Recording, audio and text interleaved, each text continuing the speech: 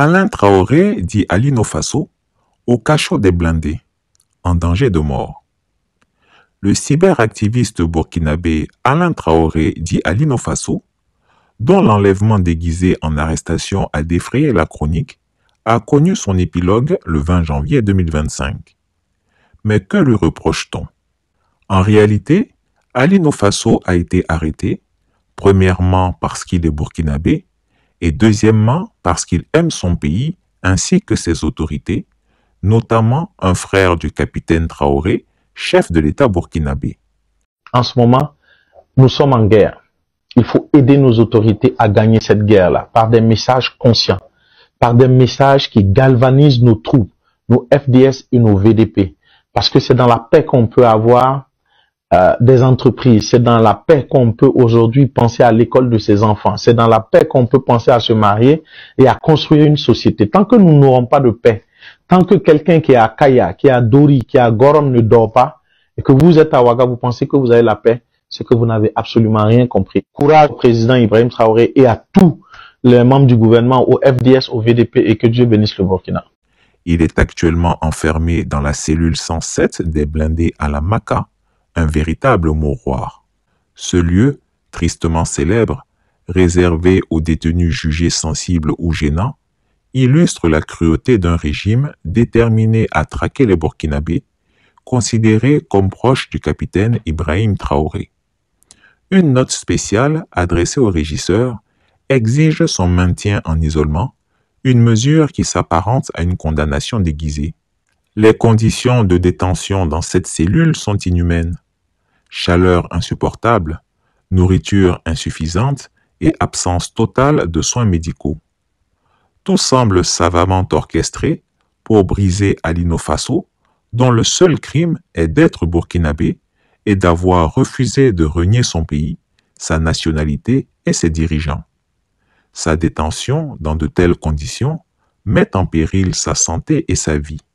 Qui aurait cru que ce soit sous la présidence d'Alassane Ouattara, lui-même voltaïque de naissance, que des Burkinabés seraient victimes de représailles, d'arrestations arbitraires et même d'exécutions sommaires.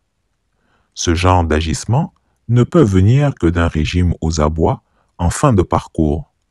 C'est le signe évident de son déclin imminent. Personnellement, ce n'est pas le tyran Ouattara que je plains. Ce sont ses partisans bruyants qui, le jour où le despote ivoirien tombera comme un fruit pourri, ne trouveront nulle part refuge en Afrique.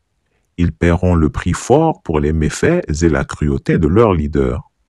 Le silence des organisations de défense des droits humains face à cette persécution est une complicité honteuse. Si Alino Faso venait à succomber dans ce cachot, le sang de cet homme courageux retomberait sur le régime Ouattara, qui démontre une fois de plus sa cruauté et son mépris des valeurs humaines. Cependant, cette répression brutale ne fera que renforcer la voix de ceux qui, comme Alino Faso, luttent sans relâche pour la justice et la liberté. D'après les dernières informations en notre possession, il aurait été arrêté pour espionnage. Pouvez-vous confirmer cette information et nous en dire plus, Monsieur le ministre? Merci. Bien, je ne veux pas rentrer dans le sensationnel. Personne n'est porté disparu en Côte d'Ivoire. C'est vrai que très souvent, c'est des choses que l'on lit ou que l'on entend, mais vous devez savoir que toutes les interpellations se font dans les règles de l'art, et je peux vous confirmer que M. Alain Traoré a été interpellé. Aujourd'hui, il y a une procédure qui est en cours, donc je ne peux pas en dire plus, mais vous savez très bien que tout est fait dans la transparence. Lorsque cette procédure arrivera à son terme, vous aurez, comme cela se fait d'habitude, toujours dans ce souci de transparence et de redevabilité, un communiqué donc du procureur de la République. Donc pour le moment, oui, il n'est pas porté disparu. Il a été arrêté en bonne et due forme, parce que certainement, il y a des choses qui lui sont reprochées. Attendons donc le communiqué du procureur une fois que la procédure sera arrivée à son terme. En tout cas, je vous rassure, on ne disparaît pas en Côte d'Ivoire, il n'y a pas d'enlèvement forcé, il n'y a pas d'exécution sommaire, il n'y a pas de torture.